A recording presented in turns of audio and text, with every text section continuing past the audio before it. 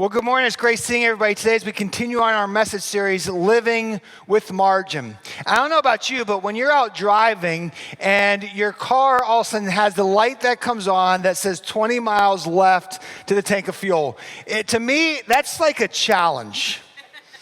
It's like, you're on. How far can I actually go before I run out of gas? I'm gonna make it 30 miles. I wanna see how far I can go. And then I begin to do all the little tricks. Okay, when I go down the hill, I'm not even gonna touch the gas. I'm just gonna coast. I'm gonna do everything I can to get kind of in front of the wind so the wind pushes the car.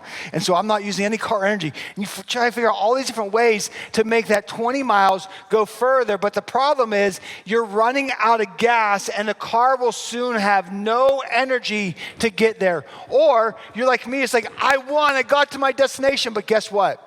I'm not leaving here because I don't have enough gas to get away. And you're just so worn down. Life is like that. It's constantly pushing the limits. And we're living these lives where we're constantly got the pedal down, running, going, that we're living life with empty tanks. We're just worn down. We're so tired to get through. And without fuel in the tank, we're just exhausted. And many of us, if we're going to be honest with ourselves, a lot of us are simply managing life exhausted. We're just trying to get through each day.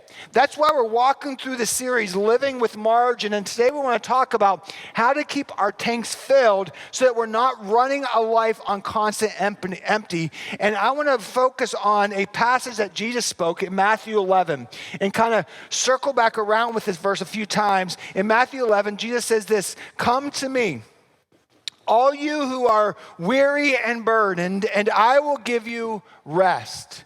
Take my yoke upon you and learn from me, for I am gentle and humble in heart, and you will find rest for your souls. For my yoke is easy and my burden is light." Guess what? Jesus doesn't want you to live a life on empty. His life to the fullest that Jesus promised to give to us comes with tanks that are filled, not depleted. And I think my struggle is, and maybe you can relate, why I live my life and to the metal to the pedal and see how far I can go, because sometimes, like when I'm driving, I start to make myself believe that how fast I can get to the destination is more important than how much energy my car has when I get there. That's the most important thing, and I think we live our lives that way too. It's like I have to become this. I have to be this. I have to do this. I need this to be successful, and I just can't stop, because if I stop and refuel, I'm going to lose time and lose opportunities to be successful, and we just wear ourselves down, and we've convinced ourselves into a life that if I don't stop, I can't be successful, and I need to go, and I'm just wearing myself down, and it just destroys us. And then before you know it, we all have developed within ourselves a belief that there is a path towards success, and that path is developing a life of unhealthy doses of an overfilled agenda. And we're just worn out, stressed, and being beaten down. And we're busy. And can I just tell you something, friends? Hear me clearly. Busyness is not a sign of a successful life. Busyness is a sign that your life is out of control. And too often we are living our lives with the pedal down. I need to do this and be this so that I can be successful, and I'm go. I don't have time for anything else. And it just depletes us and destroys us because we believe that we need to get there fast and we need to go. But listen to me clearly, friends. The strength of your arrival to your destination is more important than the speed of your arrival. In other words, I may be driving down the streets like, I got to get to this destination fast. I don't have time to stop for gas. Well, I'm either going to run out of gas or I'm going to get there, and I can't leave that place because I'm on empty. And the same is true in my journey in life. My strength when I get to my destination is more important than how fast I get there. And Jesus gave us direction that we need to refuel. We need to be filled up, because if you don't, you'll never have the fulfilled life he offers. And quite honestly, the success you think you're chasing will lead to your destruction. Because what point is it if you arrive at your, so to speak, destination on empty? What point is that?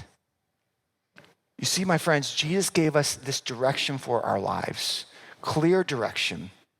To get there, we need to make the deliberate choices to stop and refuel. We have to do that.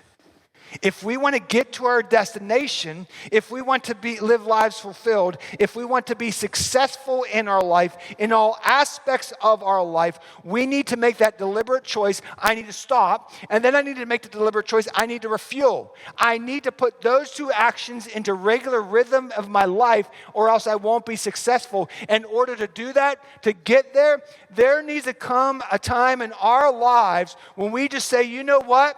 Enough is enough. I am so fed up with the life I'm living right now. I am so fed up with the choices and the stress I have and just the constant go, and there's no slowdown, there's no stop. And the reality is we control that. We control our day-to-day in the calendar. You have the ability to say, I'm going to slow down and stop, but we've allowed ourselves to be overcome by habits in our lives that consume us and control us and destroy us. And we're running on empty. We're running on empty. We need to be filled up and refueled each day. And change always happens from the inside out for anything to occur. And we need to stop and just have that moment to be refueled and refreshed and restored. Because otherwise, our destination will be destroyed us. We make ourselves believe by our worldly culture that we need to be successful and we need to chase this stuff. But too often we find that the thing we've been chasing to be successful becomes the very thing that destroys us. And we're just broken and we're beaten. And we need to stop and refuel. Jesus said, the verse we read ago in verse 28, come to me, all you who are weary and burdened. Just come to me.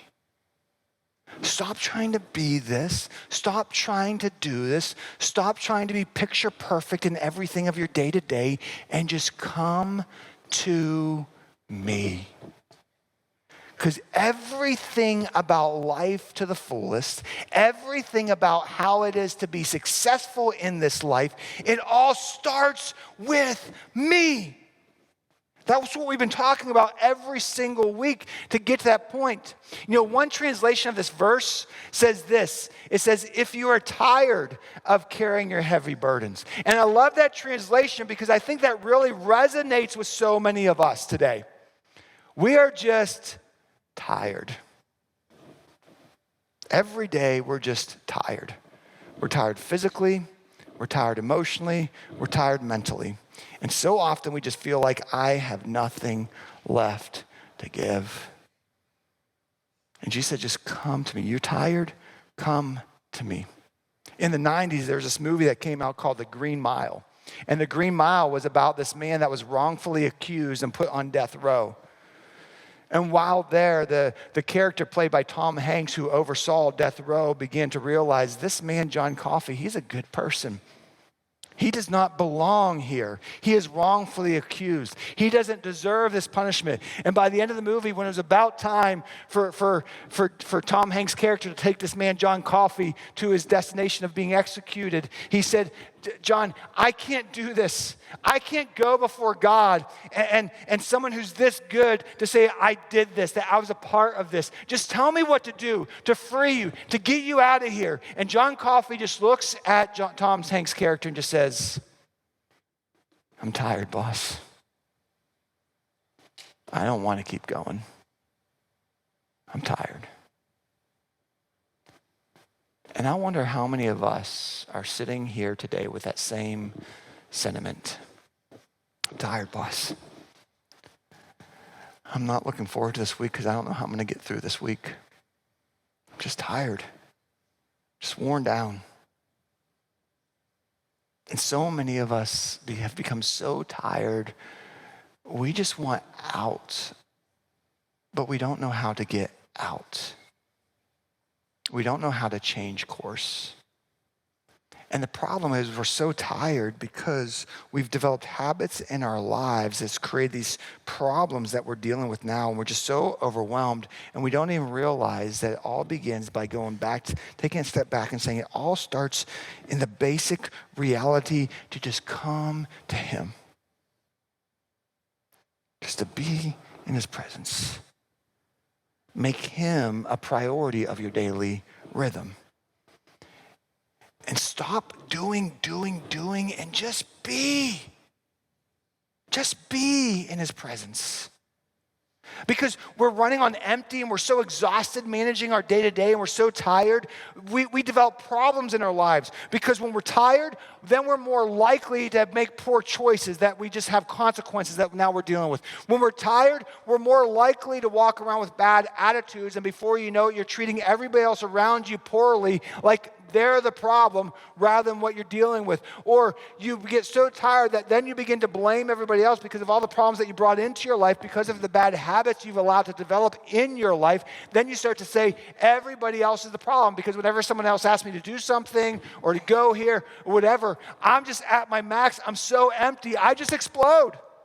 And I can't take it anymore. And we're living our lives, managing it, being exhausted. And at some point, we have to say, enough is enough. I'm tired of this game. Something needs to change. And let me be clear. Nothing will change until you make the choice. Until you make the deliberate choice, I need to stop and I need to refuel. Because if I don't, I will be destroyed. And if I don't, I'm just going to continue to create bad habits in my life that continually destroy me and destroy me and destroy me. You see, my friends, refueling takes place when we make surrendering to Jesus a priority. When surrendering to Jesus is that priority in our life. That's what Jesus said, come to me. This is the moment of saying, I need to release it to you. All the stuff I've been dealing with, all the stuff I've been carrying, all the stuff I've been trying to manage, I just now need to release it to you. And that's what the surrendering is. That's what this moment is all about, saying, I can't do this on my own. And I have to acknowledge that I can't. I have to acknowledge that I'm not strong enough. But he is. And that surrendering point is that moment when you just come to Jesus and say, Jesus, I need to be real. I can't do this on my own anymore.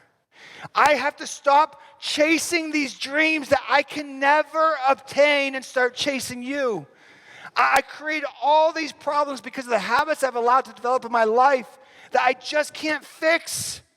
And it's just every day is getting harder and harder and harder. And I'm becoming more and more tired. And Jesus, I am surrendering to you. And that's what Jesus said, come to me. Don't try to get everything in order. Just start by coming to me and releasing it all to me. Surrender your life to me. All the junk you have, all the weight you're carrying, all the burdens you're bearing, just come and surrender it to me. That's all I'm asking. Just do that. And I will give you rest. Friends, there's power right there. There's power right there. Don't miss that. Stop trying to do your whole life and just be in his presence. And in his presence, don't just read a verse and run. In his presence is your moment to surrender to him. All my stuff. I need to release everything to you. And then guess what his part is? I will give you rest. I will give you rest. We talked about this last week that I want to pull back into this message today. You know, in the Old Testament, as we talked about last week, God commanded that we make the Sabbath, that we have a day of rest. But what we learn in the New Testament, that Jesus is now our Sabbath. Our Sabbath is no longer in a day, it is in a person, and his name is Jesus. Jesus is rest. And it's not just, I need to take a nap and physically I feel better. No, it's the full reality of rest. Physically, emotionally, spiritually, mentally, every aspect of it. He says, come to me, release everything to me. Not just like, I need to do this today. No, everything that's bogging your mind down, because a lot of times we don't rest because our mind is going. I may have sat down physically, drinking a cup of coffee. It's like, okay, I'm just chilling for a moment, but my mind never stopped. And sometimes then just to stop my mind from processing everything I've got going on, I just replace it with something else to then just let my mind race on that. And we never get to a place to say, my mind just needs to stop. And I need to release everything to him. Mentally, emotionally, spiritually, physically, everything to him. Surrender it to him. And he says, I am rest. Because the Sabbath, the whole point of the Sabbath, as Jesus as our Sabbath, the Sabbath is actually our opportunity. It's not a to-do. It is an opportunity that God gave to you. And that opportunity for you is to have a place or now a person that you make a rhythm to be a part of and in the presence of, that in that presence you are refreshed, restored, and renewed.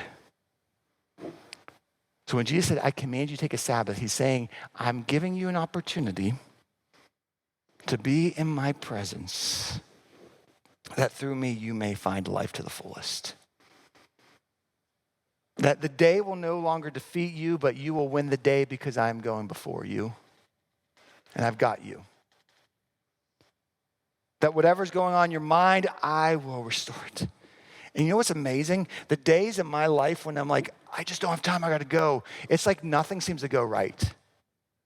But the days when I'm like, I don't have time, but I just gotta do it. I don't have the 5 minutes or 10 minutes or whatever it may be, but I just need to stop and be in his presence and release it to him. Holy cow, guys, I can't explain it. But those days just seem to go. And it's like all of a sudden, I am so focused. I am so refreshed. I am jazzed up. There's something different about this day. You know, Isaiah the prophet wrote this, or said this. He said in Isaiah 40, he gives strength to the weary and increases the power of the weak. Even youths grow tired and weary, and young men stumble and fall. But those who hope in the Lord will renew their strength. They will soar on wings like eagles.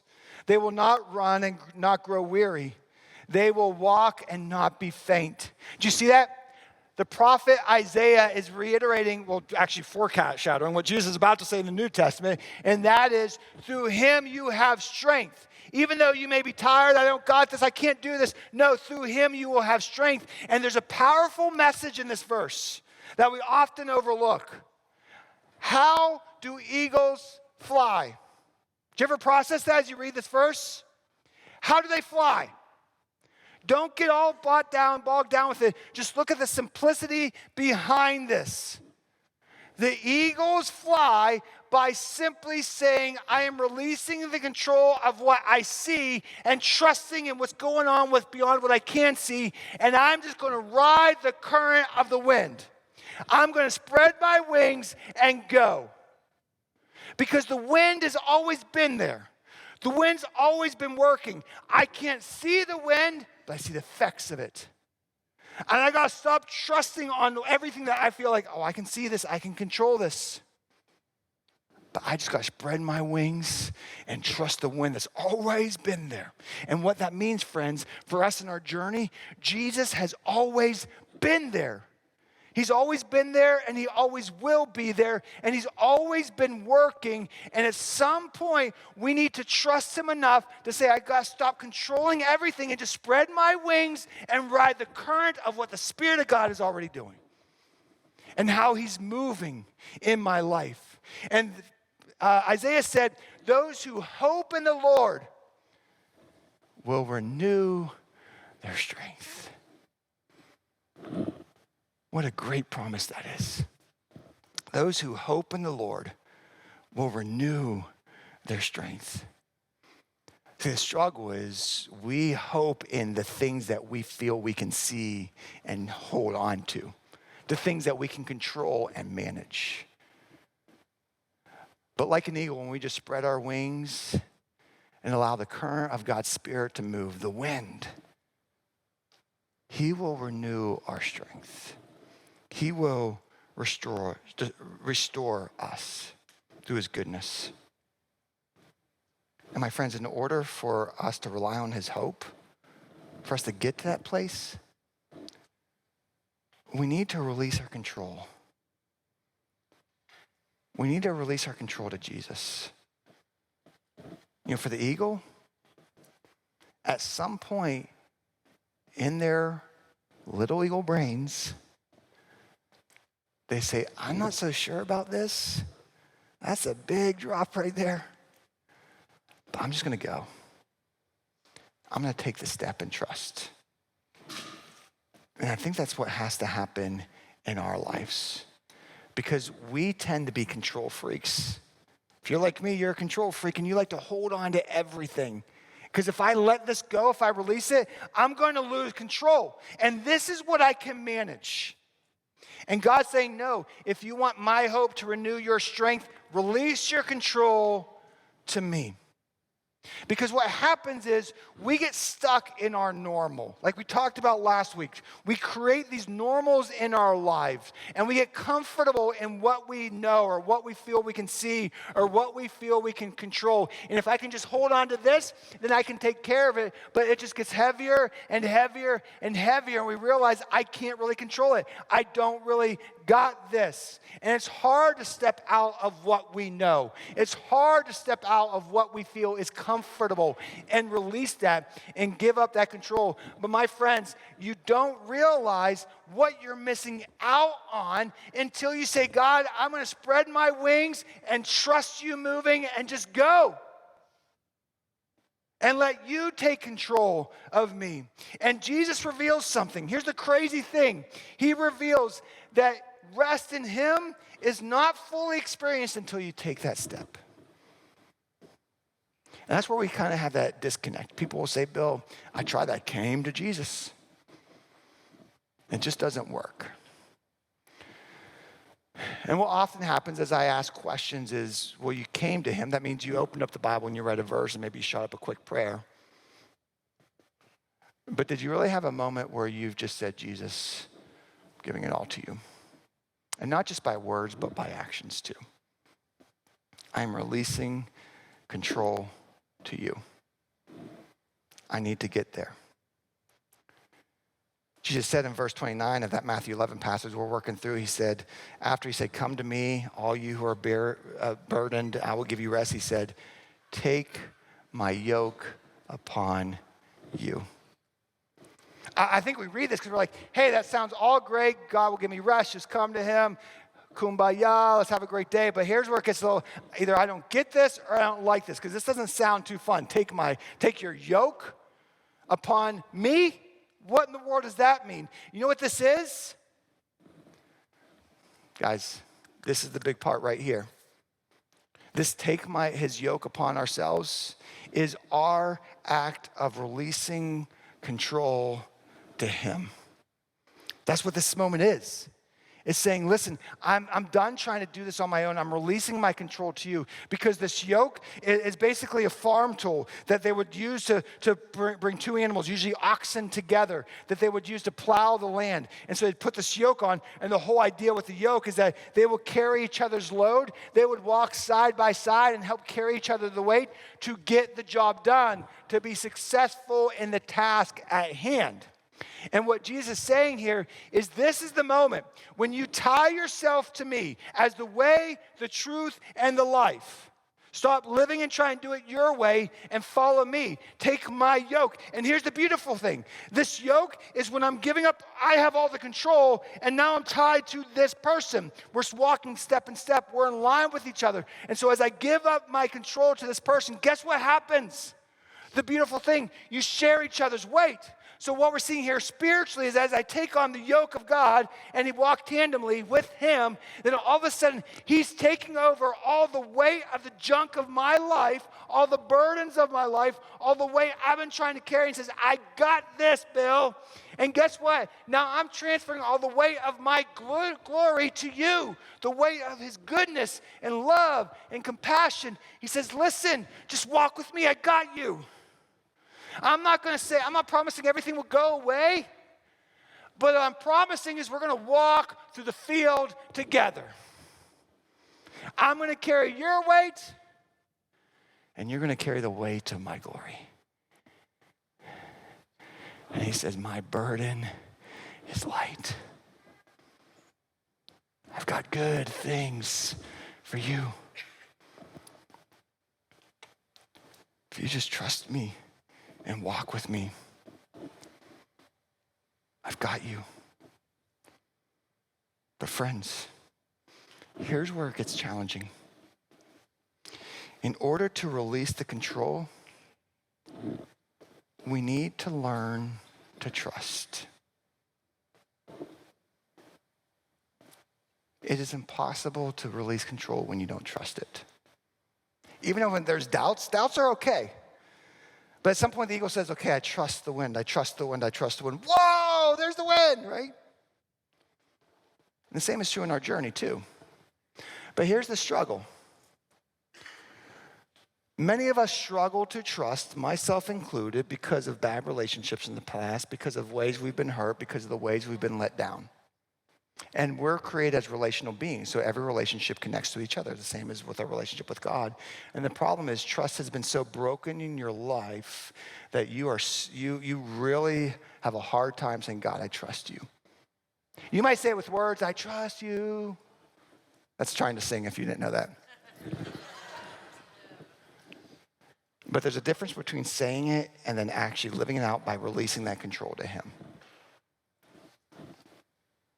And that's where usually the barrier happens, because no, I got to hold on to this stuff.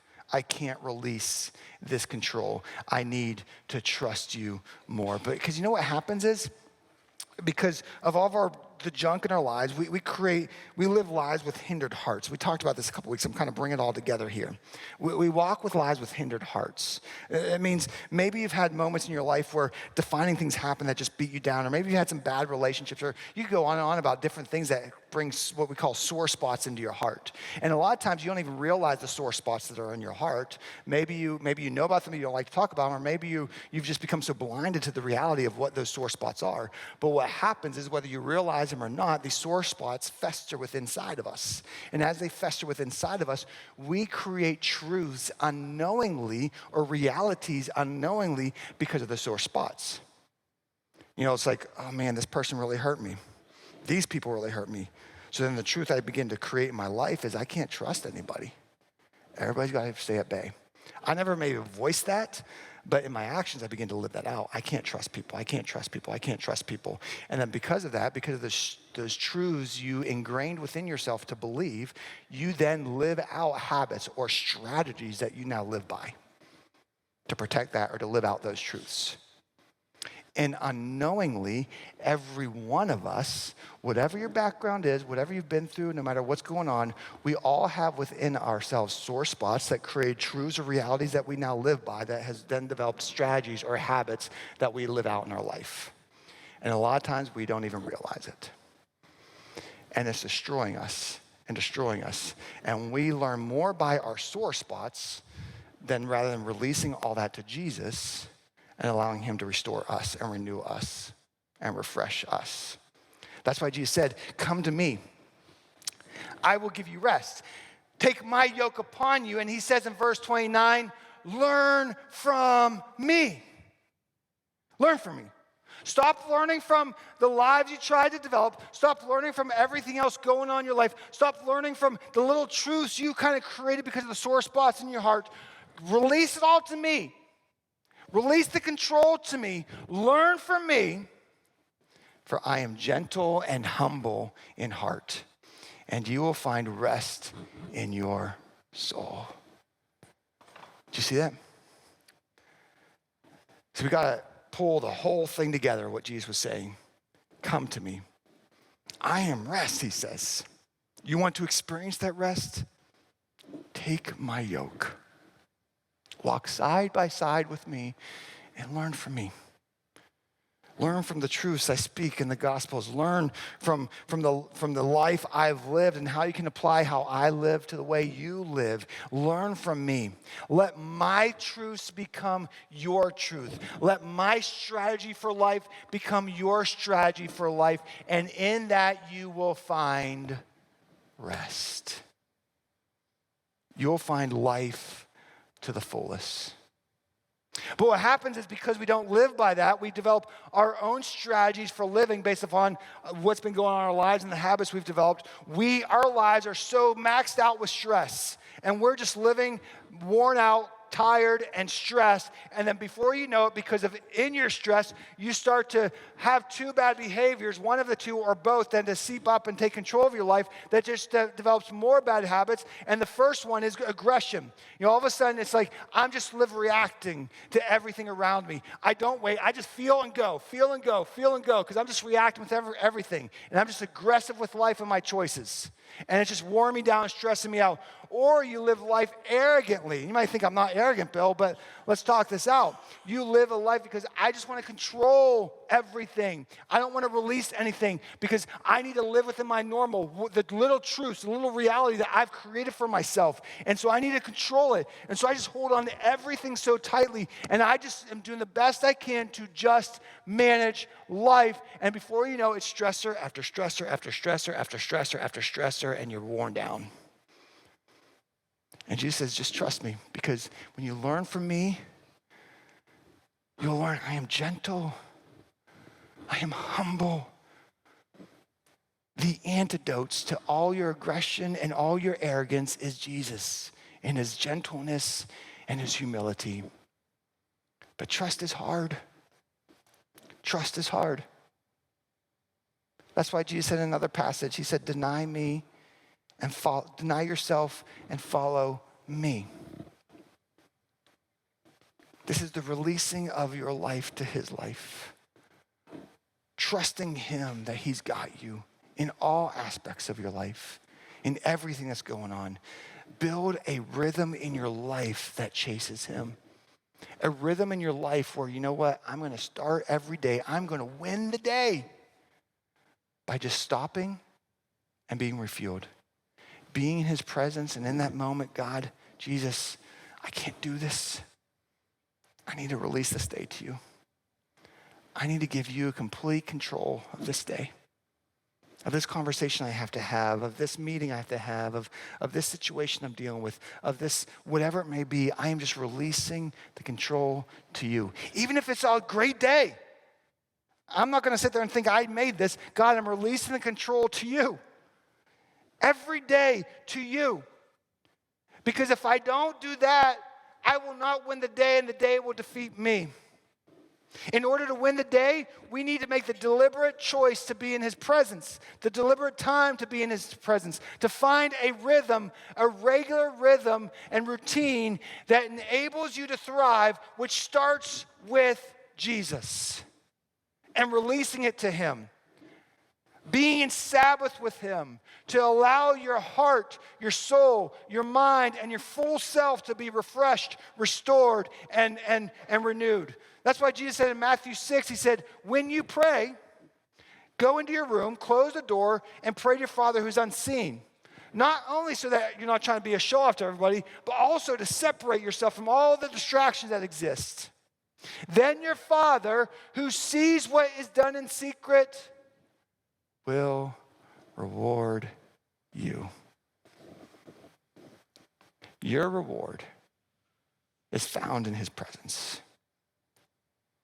But because of our busyness, we have allowed ourselves to develop daily rhythms and routines that constantly fail to seek Jesus, to release everything to him and be refueled.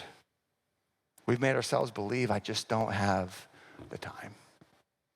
And because of that, the day is destroying us every single day. And then the lack of that daily rhythm It creates and develops habits that push us away from Jesus. Because we become like what we surround ourselves with. And before you know it, the more you separate yourself from Jesus, the more you become like your surroundings. And then before you know it, not only are you separating yourself from Jesus, but then you begin to go down the rabbit trail and the habit of, well, I have all these things to do. All these things are very important. All these have-tos in my life. And all of a sudden now I really have time for church. The church is the bride of Christ, the body of Christ. And all of a sudden we begin to separate ourselves from that. And we develop a habit of, I don't have time for Jesus on the day, and I don't have time for church on the weekend. And that begins to change our attitudes and our behaviors over and over again. My friends, hear me clearly. It is critical, absolutely critical in our journey with Jesus to stay engaged with our church family. Because if we don't, the world will get the best of us. The world will pull us down. Because we've convinced ourselves in our busyness and all these things we feel like we have to chase, that we all have all these have-tos that then adjust our priorities. And these have-tos are destroying us. And it's changed our agendas and it's changed our priorities. And Jesus just gets pushed down. The church just gets pushed down and we get destroyed. You know what the struggle is? Because of the normals we've created and the adjustment of priorities that has done and the habits we've developed, we don't even realize that we've developed lifestyles that are more like the world and less like Jesus. And it's destroying us in our relationships. Other things have become the priorities.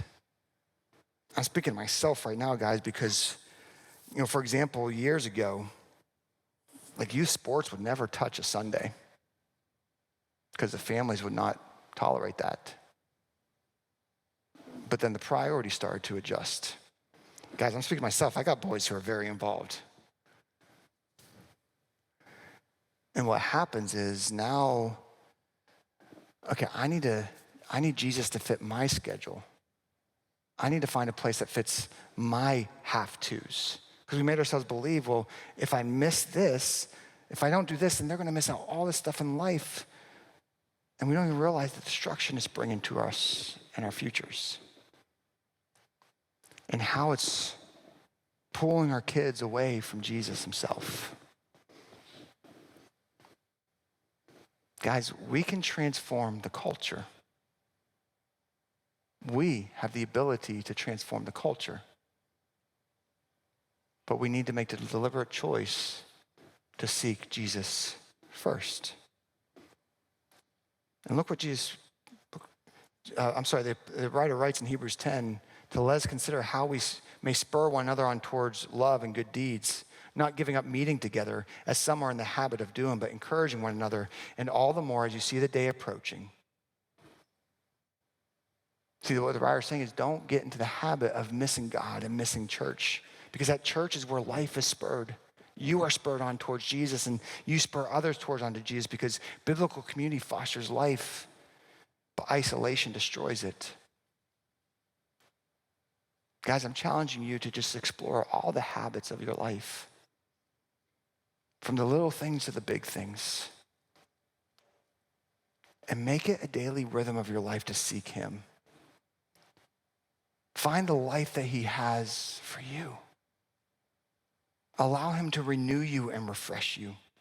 As Paul wrote in Ephesians 1, and God placed all things under his feet and appointed him to be head over everything for the church, which is his body, the fullness of him who fills everything in every way. Everything is under the authority of Jesus. He is the head. And when we release the control to him, create a rhythm of Sabbath in our life, he will restore you, refresh you, and renew you. You will win the day. And when you make the church, the body of Christ, the priority in your week, make that a habit of your life that you will protect. Watch what God does as he spurs you towards him and through you spurs others towards him. All of a sudden you realize he's always had something bigger for me. He's always had something better for me. But let's just chase him together. Let's pray. Father, you are a good God. And Lord, in this moment, may we chase you. Draw us towards your heart, Father God, that we may experience the fullness of who you are. And Lord, as we make you the priority and unleash control to you, may we experience the refreshment and the renewal that only you provide. That no matter what we face, you carry us through. It's in your name we pray. Amen.